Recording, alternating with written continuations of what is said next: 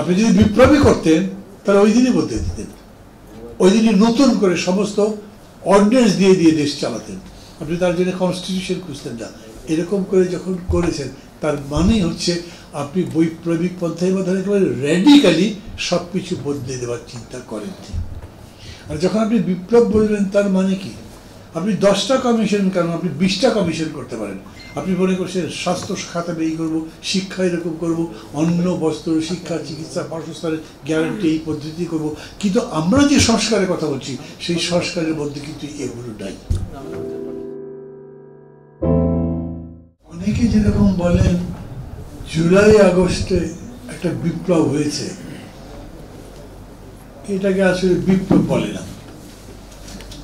একেবারেই সেই সময় থেকেই ধরেন 4 তারিখ কিংবা 5 তারিখ থেকে পরবর্তী সময়গুলো যদি ভালো করে দেখেন তাহলে দেখবেন যে যারা বিজয়ী হলেন তাদের মধ্যে বেশ কিছু দ্বিধা কাজ করেছিল। কিন্তু এখন প্রকাশ্যেই দেখেন, মানে তাদের যারা সিনিয়র ছিলেন তারা বললেন চুপ্পুর কাছে কেন শপথ, তার মানে চুপ্পুকে মেনে নিলাম, উনি তো রাষ্ট্রপতি আছেন, তাকে মেনে নিচ্ছি, ও তো লুটেরাদের প্রতিনিধি, ভোট ডাকাতদের প্রতিনিধি ইত্যাদি ইত্যাদি। তার মানে আমি যে নৈতিক লড়াইটা করেছিলাম সেই নৈতিক লড়াইটা তার কাছে সারেন্ডার করা হয়েছে। উনি তো পদত্যাগ করেছেন, পালিয়ে গেছেন, তখন কেউ বলতে পারেননি যে একটা বিপ্লবী সরকার করে। আমি এরপরে একদিন টেলিভিশনে একটা সাক্ষাৎকারের মতো দেখলাম, সম্ভবত DW-তে, মানে জার্মান যে টেলিভিশনটাতে, সেখানে একজন সমন্বয়কারীকে জিজ্ঞেস করা হয়েছে, আচ্ছা 5 তারিখে যদি এটা না ঘটতো কি করতেন? তো ওনারা বললেন আমরা কোথায় চাকরির ইন্টারভিউ দিতাম, কি করতাম, কারণ জানি তো না যে 5 তারিখে এত বড় পরিবর্তন হবেই। এখন মাস্টার মাইন্ড বলা হচ্ছে, সক্রেটিস বলা হচ্ছে, কি সব বলা হচ্ছে না, এরকম ব্যাপারটা ছিল না। এত পরিকল্পিতভাবে এই ঘটনাটা ঘটেনি, একেবারে স্বতঃস্ফূর্ততার উপরে এটার মূলত নির্ভরশীল। আর হয়েছে কি, ধরেন 12 বছর 15 বছর ধরে যে লড়াই সমগ্র জনগোষ্ঠী করেছে এই স্বৈরাচারের বিরুদ্ধে, তাতে মানুষের মন তৈরি ছিল একটা পরিবর্তনের জন্য। মানুষ চেয়েছে কিছু একটা হোক, কিন্তু কিছু একটা হচ্ছিল না। কেন? সব বিরোধী দলগুলো মিলেছিল, কিন্তু বিরোধী দলগুলো ওই চ্যালেঞ্জটা নেয়নি। আপনি সবার সিদ্ধান্ত দিয়েছেন, যদি পুলিশ কোনো বাধা না দিয়েছে সভাটা হয়েছে, কিন্তু পুলিশ যদি মানা করেছে তাহলে ওখানে সভা করেননি, আপনি সরে অন্য জায়গায় গেছেন অথবা বাদ দিয়ে দিয়েছেন। স্বৈরতন্ত্র বুঝিয়ে দিয়েছিল যে কোনো নীতি নৈতিকতা ধারি না, কোনো ভোটের ধারি না, জনগণের তোয়াক্কা করি না, আমি থাকবো, পারলে সরাও গায়ের জোরে। অর্থাৎ তখন গায়ের জোরের প্রশ্নটাই ছিল। এই তারুণ্য, এই শিক্ষার্থীরা এই চ্যালেঞ্জটা নিয়েছিল এবং সরাসরি তারা বলেছিল আমাদের পেছনে পুলিশ অথবা মৃত্যু, সামনে এগুলো বাংলাদেশ, অথচ সামনে পুলিশ।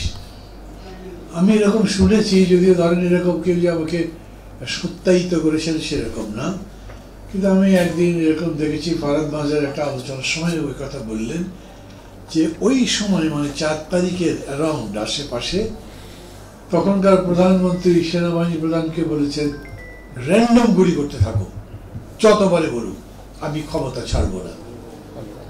সেনাবাহিনী প্রধান বলেছে সেটা সম্ভব নয়, একটা মরে আর একটা দাঁড়িয়ে যায়। বিমান বাহিনী প্রধানকে বলেছেন বাতাস থেকে আকাশ থেকে গুলি করতে থাকো, তারা বলেছে কত গুলি করব, ডিনাই করেছে। অর্থাৎ বাস্তবটাই এই ছিল, সারা পৃথিবী অবাক হয়ে দেখেছে যে এই সমস্ত কোচি কিশোর ছাত্র শিক্ষার্থী এরা ওই চ্যালেঞ্জটা নিয়েছে। আপনারা জেন জি শুনেছেন না?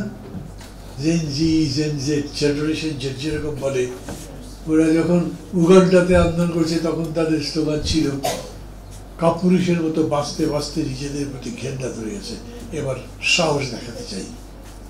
ওরা কত দেখাতে পেরেছে আমি জানি না, কিন্তু বাংলাদেশের এই কোচি কিশোররা সাহস দেখিয়েছে, যে কোনো ধরনের চ্যালেঞ্জের সামনে দাঁড়িয়েছে, শেষ পর্যন্ত ওরা পরাজিত হয়েছে। কিন্তু ঘটনা যে 5 তারিখে ঘটবে এরকম জানে না, এরকম করেই ঘটবে জানে না। শেখ হাসিনার মতো মহিলা, বাপরে, অজেয় হিমালয়ের মতো শক্ত, উনি যে এইরকম পানির মতো গলে যাবেন, পালিয়ে যাবে, ভাবতে পারি নাই, কিন্তু তাই হয়েছে। তখন কি হবে তাদের কাছে পরিষ্কার ছিল না। আমি একসময় তো বাম রাজনীতি করতাম, সাইফুল হক সাহেব বাম রাজনীতি করতেন। বাম রাজনীতিতে একটা কথা বলে, শেষ পর্যন্ত রাজনীতির মূল প্রশ্নটা হচ্ছে রাষ্ট্র ক্ষমতার প্রশ্ন, এবং তারা বলেন যে রাষ্ট্র যে বদলাবে সেটা হচ্ছে কোন শ্রেণী থেকে কোন শ্রেণী ক্ষমতা নেবে, ওটাকে বিপ্লব বলে। অথবা এরকম বলেন, বিপ্লব সেটা যেটা কোনো একটা বস্তুর বা যখন রাষ্ট্রের ক্ষমতা হয় তখন তাকে গুণগতভাবে পরিবর্তন করে ফেলে। আমরা বাংলাদেশের গুণগত পরিবর্তনটা ভাবতে পারিনি। বলেছিলাম যে সংস্কারের কথা এখন বলা হচ্ছে, এত হুলস্থুল, অনেকে বলছে এই সরকার সে সংস্কারের প্রস্তাব দিচ্ছে, কিন্তু সংস্কারের প্রস্তাব তো এরা দেয়নি। আগে সংস্কারের প্রস্তাব আমরা দিয়েছিলাম, 41টা 42 দল মিলে 31 দফার প্রোগ্রাম আমরা ডিক্লেয়ার করেছিলাম সবাই মিলে, এবং সেটার উপরে আবার ধরেন পরশুদিন বিএনপি একটা সেমিনারও করবে লেকচরে। তাছাড়া এরশাদ সরকারের বিরুদ্ধে যখন আন্দোলন হচ্ছিল তখনও সংস্কারের প্রস্তাব হয়েছিল 3 জোটের রূপরেখার পক্ষ থেকে। সংস্কার বিষয়টা হচ্ছে একটা কন্টিনিউয়াস প্রসেস। আপনি একটা ঘর যেমন সময় যত যায় নষ্ট হয়ে যায়, তার পলিস্তারা খসে যায়, তার রং নষ্ট হয়ে যায়, আপনি সেখানে আবার প্লাস্টার করেন, আবার সেটাকে আবার রং করেন, অথবা নতুন করে এক জায়গায় ভেঙে সেটা নির্মাণ করেন। এরকম সংস্কার করতে করতে ওটা টিকে থাকে। 400-500 বছরের পুরনো বিল্ডিং আমরা দেখি না, ওগুলোর তো সংস্কার হয়। তাই সংস্কার বিষয়টা আমাদের সবার কাছে এরকম করে পরিষ্কার ছিল না।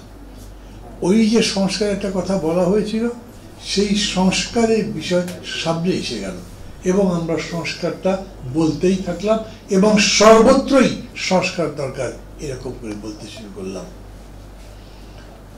কিন্তু আপনি বলছেন অন্তর্বর্তী সরকার হয়েছে, তো তাই অন্তর্বর্তী সরকার মানে কি?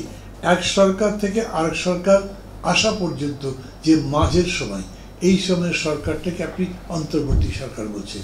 এটা একটা অস্থায়ী সরকার। এই সরকার একটা স্থায়ী সংস্কার তো করতে পারবে না। তা আপনাকে বলতে হবে যেটা অন্তর্বর্তী সরকার নয়, এটা যতদিন দরকার সংস্কারের ততদিনের সরকার, বা এটা একটা পার্মানেন্ট সরকার, বা এটা একটা দীর্ঘ সময়ের জন্য সরকার। আমরা তো তা বলিনি। আমরা যখন একটা রেগুলার গভর্নমেন্ট বলি, সে কমপক্ষে আমেরিকার জন্য 4 বছর, বাংলাদেশের জন্য 5 বছর।